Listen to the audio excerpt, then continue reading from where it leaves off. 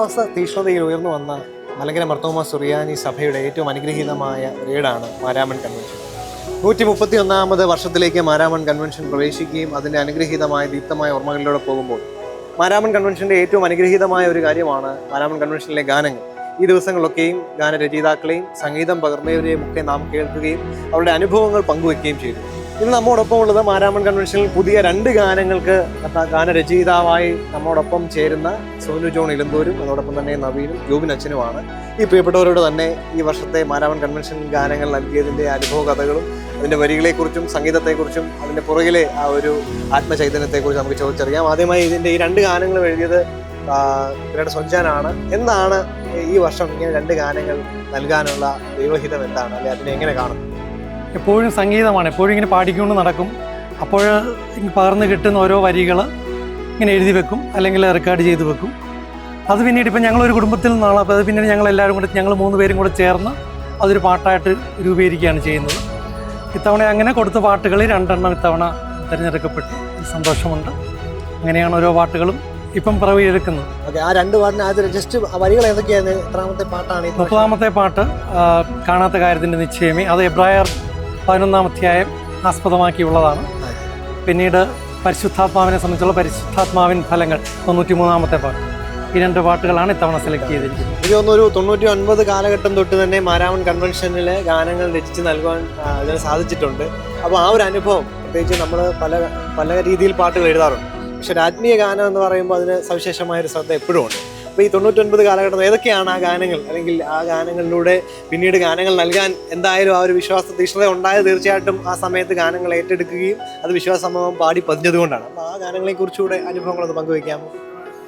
91 തൊട്ട് ഞാൻ മാരാമൺ കൺവെൻഷന് പലപ്പോഴായിട്ട് മാരാമൺ കൺവെൻഷൻ കൊയറിൽ അംഗമായിരുന്നു. 99 മുതൽ ഗാനങ്ങൾ എടുത്തു തുടങ്ങി.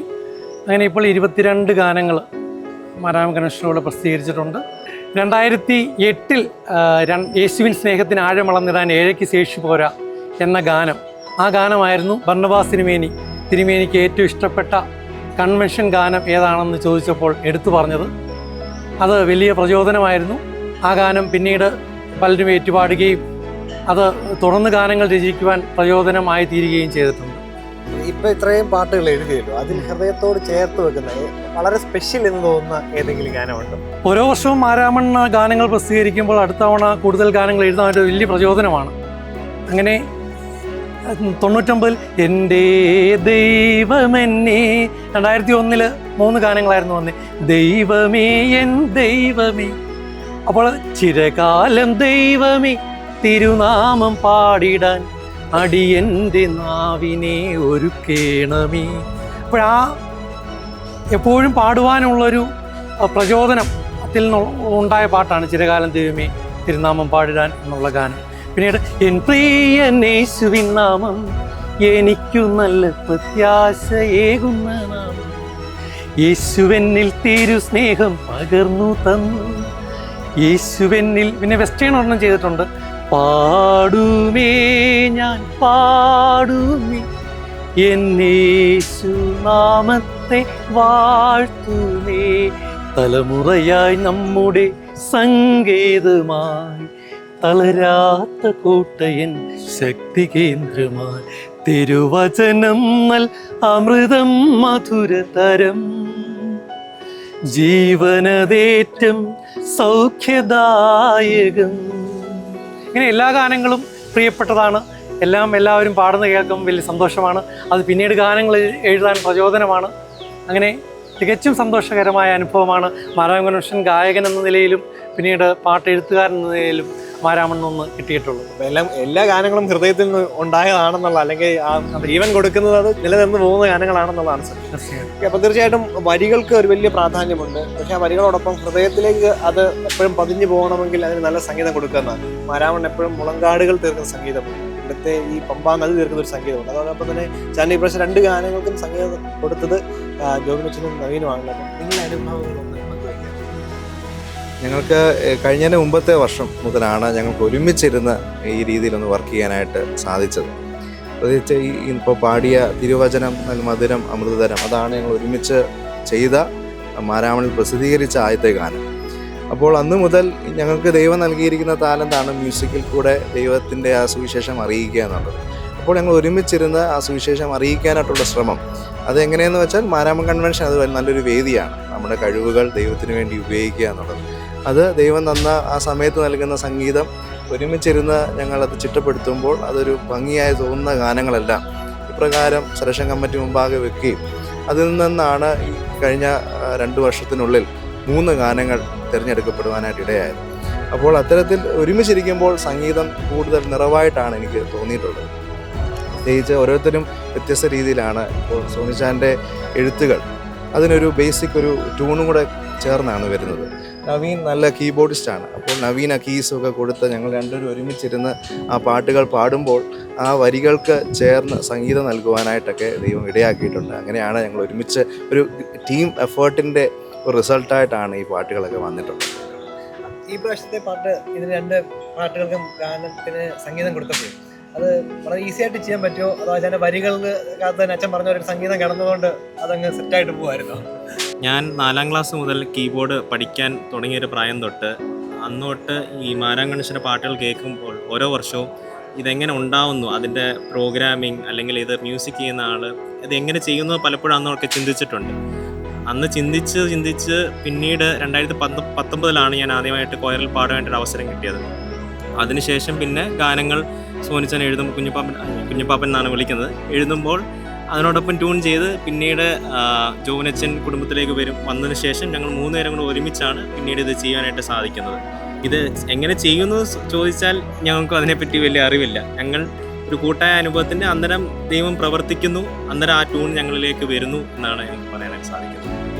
തീർച്ചയായിട്ടും നമ്മൾ ആ ഗാനത്തിൻ്റെ വരികളെക്കുറിച്ചും അല്ലെങ്കിൽ കഴിഞ്ഞ കാലങ്ങളിൽ ദൈവം നടത്തിയ വിധങ്ങളെക്കുറിച്ചും ഒക്കെ പറയുന്ന വരികളിലും അതിൻ്റെ സംഗീതവും ഒക്കെ കേട്ടു. അപ്പോൾ ഈ പ്രാവശ്യത്തെ 2 പാട്ടും ഒരുമിച്ച് നമ്മുടെ DSMC ചാനലിലൂടെ ഒന്ന് പാടുവാണ്. കാരണം മഹാഗായക സംഘം ഇവിടെ പാടുന്നുണ്ട്, അത് വലിയൊരു ശ്രേഷ്ഠമാണ്. പക്ഷേ എഴുതിയവരും സംഗീതം കൊടുത്തവരും പാടുമ്പം അത് കുറച്ചുകൂടെ അല്ല കേൾവിക്കാർക്കും കുറച്ചുകൂടെ അനുഭവേദിയായിരിക്കും. അപ്പം നിങ്ങൾ ചേർന്ന് ആ ഗാനം ഒന്ന് പാടുവാണെങ്കിൽ സന്തോഷമായി. കാണാത്ത കാര്യത്തിന്റെ നിശ്ചയമേ, ആശിക്കുന്നതിന്റെ ഉറപ്പുമതേ, യാഹെന്ന ദൈവത്തിൻ വാഗ്ദത്തങ്ങൾ, ദിവ്യ നടത്തിപ്പിന്നടയാളങ്ങൾ വിശ്വസിക്കുന്നു ഞങ്ങൾ. തലമുറ തലമുറയായി സത്യേക ദൈവത്തെ നിരന്തരമായി സ്തോത്രത്തോടാരാധിക്കുന്നു. സത്യേക ദൈവത്തെ നിരന്തരമായി സ്തോത്രത്തോടാരാധിക്കുന്നു. വചനത്താലെല്ലാം ഉരുവായതും മരണത്തിലും ഹാബേൽ ഉരുവിട്ടതും കർത്താവരുളിയ വചനത്തിനാൽ നോഹതൻ കുടുംബം നിലനിന്നതും പരിശുദ്ധാത്മാവിൻ ഫലങ്ങൾ പകർന്നിടണം സകലരിലും. അതിശയങ്ങൾ എങ്ങും നടന്നിടട്ടെ, എല്ലാരും ഹല്ലേലൂയ പാടിടട്ടെ. ആത്മാവേ വന്നു പാർക്കണമേ, തിരുസഭയെ ഉണർത്തണമേ. സൽഫലദായകരായി നിൻ ജനത്തെ അയക്കേണമേ.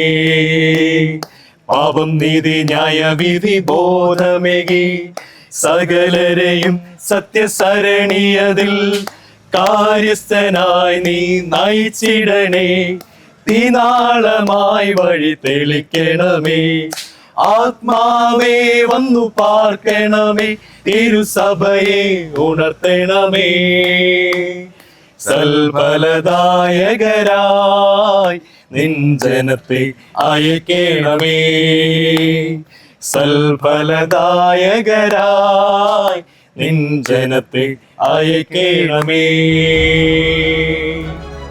നിങ്ങൾ കേട്ടത് ഈ പ്രാവശ്യം എഴുതിയ 2 ഗാനങ്ങൾ ഒരുമിച്ചാണ്. അത് വലിയൊരു ഭാഗ്യമാണ്. ഈ 2 പാട്ടുകൾ ഒരുമിച്ച് ക്ലബ് ചെയ്യുന്നത് ഭയങ്കര ഇതാണ്. അപ്പം തീർച്ചയായിട്ടും ഓരോ വരികളിലും ഭയങ്കരമായിട്ടുള്ള അർത്ഥവും വ്യാപ്തിയും ഉണ്ട് കേട്ടോ. ഭയങ്കര ആഴത്തിൽ ഓരോ വിശ്വാസിയോടും അല്ലെങ്കിൽ ഓരോ കേൾവിക്കാരനോടും സംസാരിക്കുന്നുണ്ട്. അപ്പോൾ ഈ പ്രാവശ്യത്തെ 2 ഗാനങ്ങൾ എവിടെ പാഠപുസ്തകത്തിൽ 30ാമത്തെ ഗാനം കാണാത്ത കാര്യത്തിൻ്റെ നിശ്ചയമേ, 93ാമത്തെ ഗാനം പരിശുദ്ധാത്മാവിൻ ഫലങ്ങൾ, CD-യിലെ 7ാമത്തെയും 17ാമത്തെയും 10ാമത്തെയും 17ാമത്തെയും ഗാനങ്ങളാണ്. തീർച്ചയായിട്ടും പ്രിയപ്പെട്ട സോനുജാൻ, ഇനി ഒത്തിരി ഗാനങ്ങൾ എഴുതാൻ ദൈവം അവസരമൊരുക്കട്ടെ. നിങ്ങൾക്കതിനൊത്ത് ഇതിലേറെ മനോഹരമായ ഒരു സംഗീതം കൊടുക്കാൻ പ്രിയപ്പെട്ട ജോബിനച്ചനും നവീനും സാധിക്കട്ടെ. DSMC ചാനലിൻ്റെ പേരിൽ, സഭാവിശ്വാസികളുടെ പേരിൽ, ഈ ഗാനം കേട്ട് ഹൃദയത്തിൽ ആവാഹിച്ച് മുമ്പോട്ട് യാത്ര ചെയ്യുന്ന എല്ലാവരുടെയും മേലിൽ പരിശുദ്ധാത്മാവ് ആവാസിക്കട്ടെ. നിങ്ങൾക്ക് എല്ലാ ആശംസകളും നൽകുന്നു. Thank you. Thank you.